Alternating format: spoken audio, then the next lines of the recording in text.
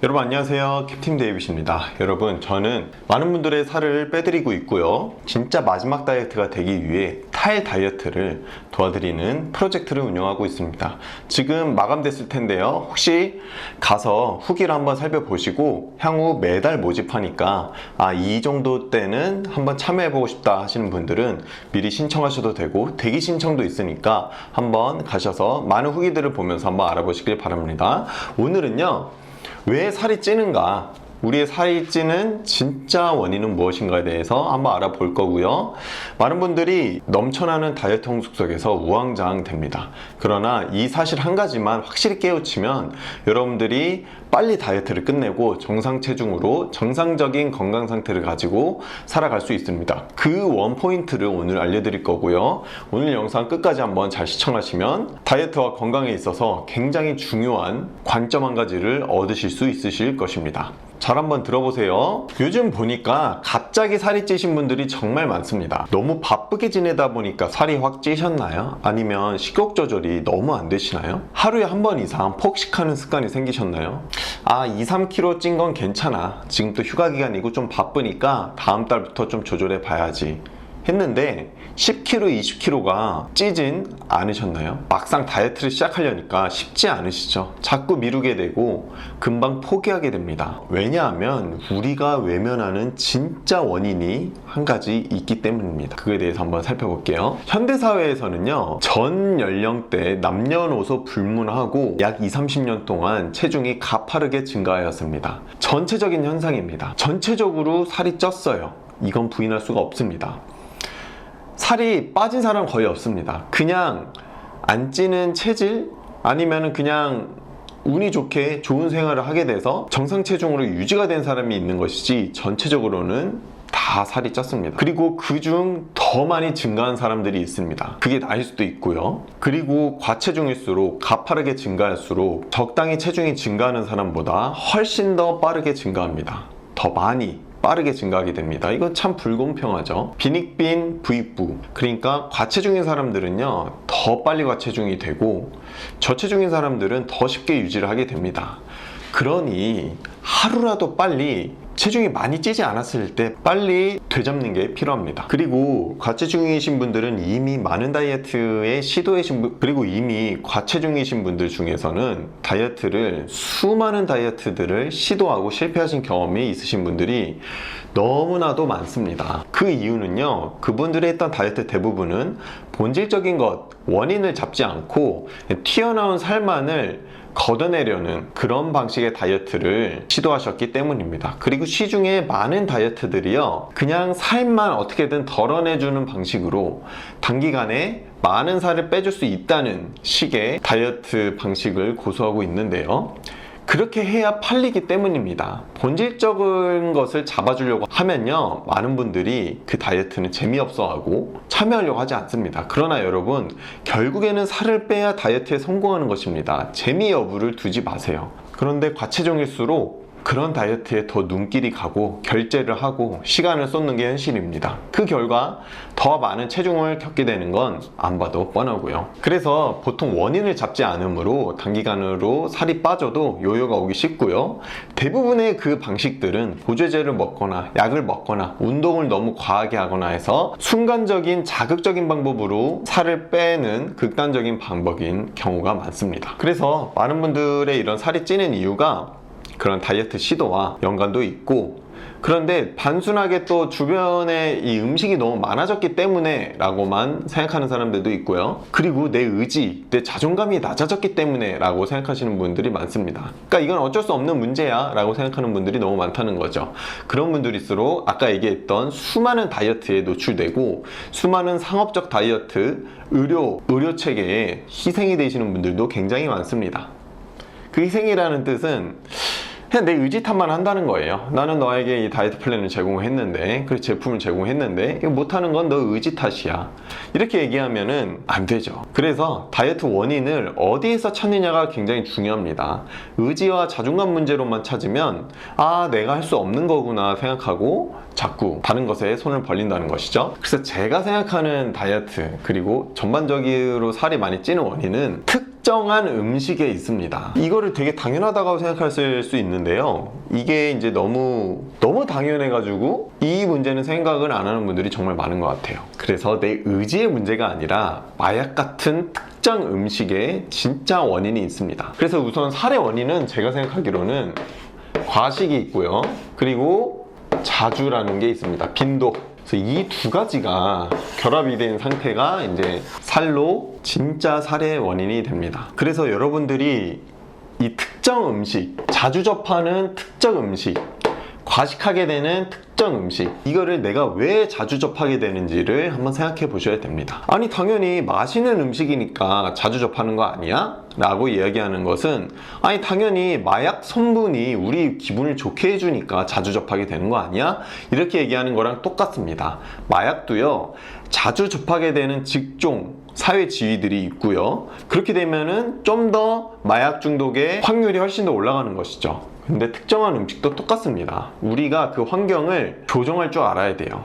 우리가 만나는 사람, 우리가 자주 접하는 환경, 우리의 생활 습관들이 이 특정 음식을 자주 과식하게 된다는 거죠. 우리가 이제 살의 원인이 자주 과식하는 문제라는 것을 외면하게 만드는 그런 이유들이 있습니다. 몇 가지 연구 결과를 살펴볼 건데요. 몇 가지 연구가 있습니다. 우선 첫 번째 연구는 행동신경과학자 샤룬 피어스라는 사람이 진행했던 연구입니다. 일단 과체중인 사람들을 대상으로 이 사람들이 왜 살이 쪘나 음식을 기록해오고 뭐 몇 개월 동안에 어떤 음식을 먹여보고 이런 일반적인 과체중 비만에 대한 연구였는데요. 여기서 특정 사실을 의도치 않게 발견하게 됩니다. 첫 번째는 과체중의 사람들이요, 자신을 과소평가합니다. 그러니까 스스로 이만큼을 먹었는데 이만큼만 먹었다고 정말 생각을 하는 거죠. 여기서는 중요한 사실을 알 수가 있습니다. 그분들이 진짜 거짓말을 해서 그렇게 생각을 할까요?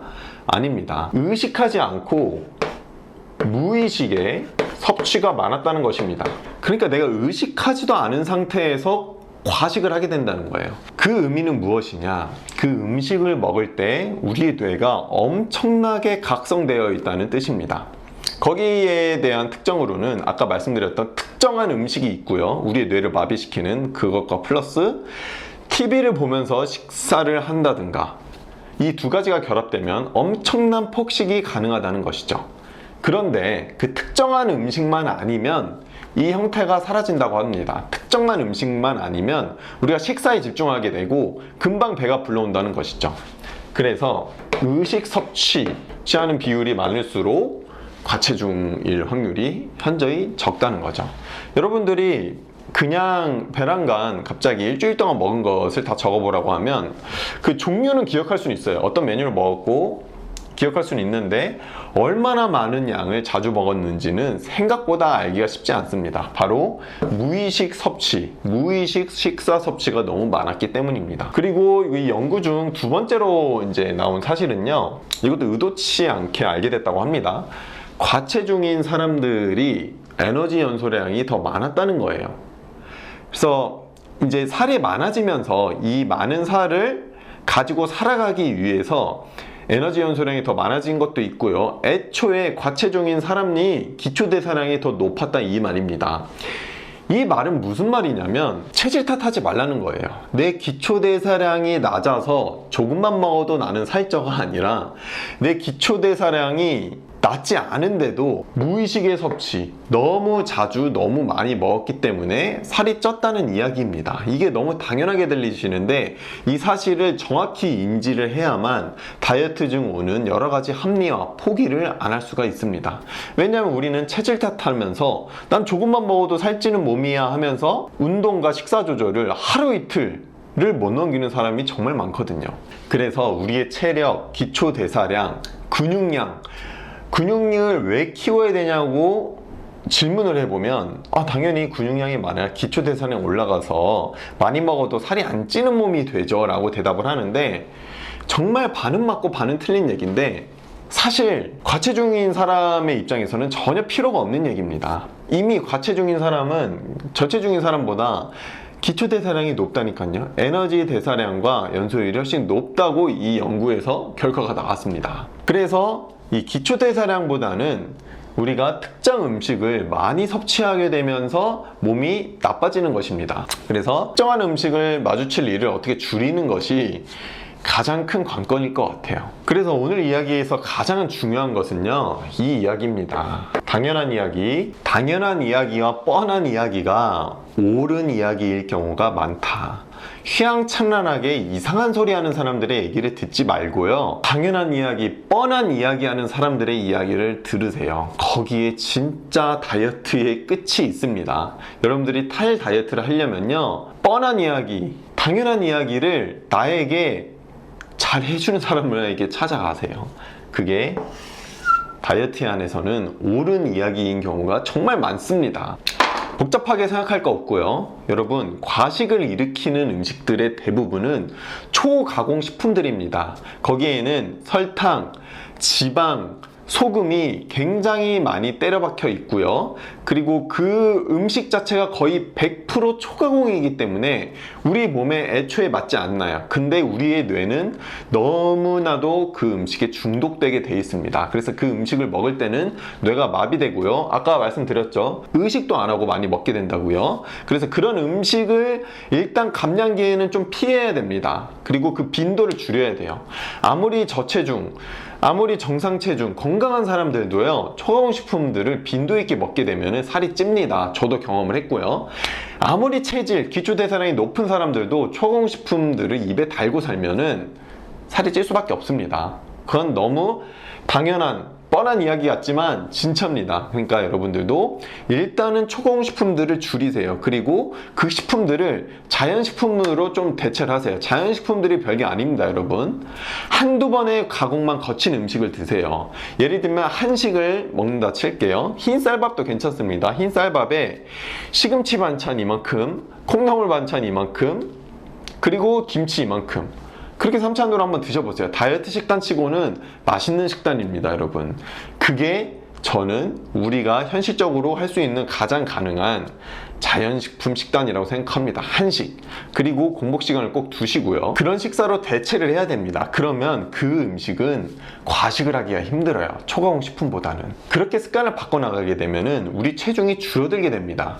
그리고 거기에 있어서 운동까지 추가하고 조금 더 타이트한 식단까지 추가를 하면은 감량기를 10kg, 20kg 보낼 수 있게 되는 것이죠. 네, 그래서 제가 이제 간단한 플랜을 좀 설명드리겠습니다. 간단한 해결책. 일단은 먹는 것을 먹을 때마다 의식하세요. 내가 얼마나 먹는지. 그러면서 한번 다 적어 보세요. 기록하게 되면요, 여러분, 정말 많이 먹게 된다는 것은 여러분들이 깨닫게 될 것입니다. 정직합니다, 우리 몸은. 그래서 두 번째는 기록한 것 중에 유독 내가 과식하게 되는 음식군이 있어요. 음식 종류가 있다는 것이죠. 그 음식은 현저하게 줄여야 됩니다. 그래서 많이 먹게 되는 음식군을 먹게 되는 트리거를 찾아야 돼요. 그 시작점이 있어요. 그 시작점이 사람일 수도 있고 나의 외로움일 수도 있고 스트레스도 있거든요.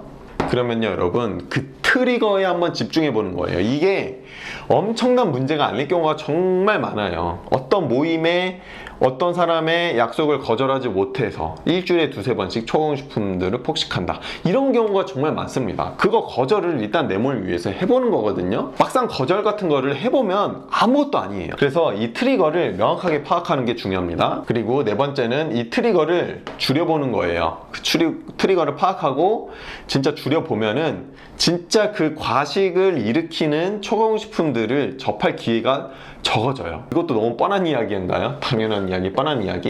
근데 이런 뻔하고 당연한 이야기를 외면하기 때문에 여러분들의 살이 찌는 것입니다. 그리고 다섯 번째, 모든 음식에 있어서 무의식 식사가 아니라 의식적인 식사를 의도적으로, 의식적으로 해야 됩니다. 무의식적인 식사는요, 과식을 일으키고요, 의식적인 식사는 꼭꼭 씹게 되고 내가 음식을 얼마나 먹었는지 그때그때 판단하기 때문에 살이 빠지게 됩니다. 어떻게 평생 이렇게 힘들게 먹으면서 사냐고요? 감량기만큼 그래야 됩니다. 여러분들, 무의식 식사를 너무 오래 하셨어요. 너무 편하게 먹으면서 살아왔습니다. 그러면은 한두 달, 세네 달 정도는 여러분 감량기를 거쳐야 돼요. 좀 불편해야 됩니다. 이것도 너무 당연하고 뻔한 얘기죠. 이 당연하고 뻔한 이야기들을 저는 우리 프로젝트에서 굉장히 많이 합니다. 여러분들 이 감량기를 스스로 보내기가 너무 힘드시다면 제가 옳은 얘기 많이 하는 당연하고 뻔한 얘기를 많이 하고, 그리고 그 안에서의 또 당연하고 뻔하지 않은 방법들이 많이 있습니다. 그런 것들을 한번 참고하시면서 도움을 받는 것도 나쁘지 않습니다. 이미 8,000명 이상의 후기가 담겨 있고요. 그 후기들을 한번 읽어보시면서 어떻게 변화됐는지 한번 체크해 보시길 바랍니다. 네, 오늘 영상 굉장히 당연하고 뻔한 이야기로 여러분들에게 들려드렸는데요. 이 이야기가 굉장히 저는 본질적이고 중요하다고 생각합니다. 뭐 휘황찬란할 거 없습니다. 다이어트 이야기라는 게 엄청나게 과학적일 필요도 없습니다. 우리의 평소 습관을 어떻게 이끌어 가느냐, 그리고 우리가 과식하게 되는 음식군을 파악하고 그 과식하게 되는 환경, 그렇게 행동하게 되는 트리거를 파악해서 그 트리거를 제거해 가는 것이 비단 우리의 살을 제거하고 다이어트만 가능하게 만들 뿐 아니라 우리의 삶을 정돈하게 해줍니다. 일상이 훨씬 더 상쾌해지고요, 훨씬 더 풍성하게 됩니다. 그런 것들을 한번 찾아보는 계기가, 그리고 고칠 수 있는, 변화되는 계기가 되셨으면 좋겠습니다. 네, 오늘 영상도 도움이 되셨다면 좋아요, 구독을 눌러주시고요. 앞으로도 여러분들에게 도움되는 많은 영상들을 올릴 테니까요, 잘 기다려 주시길 바랍니다. 네, 그럼 오늘 하루도 좋은 하루 되시길 바랍니다. 감사합니다.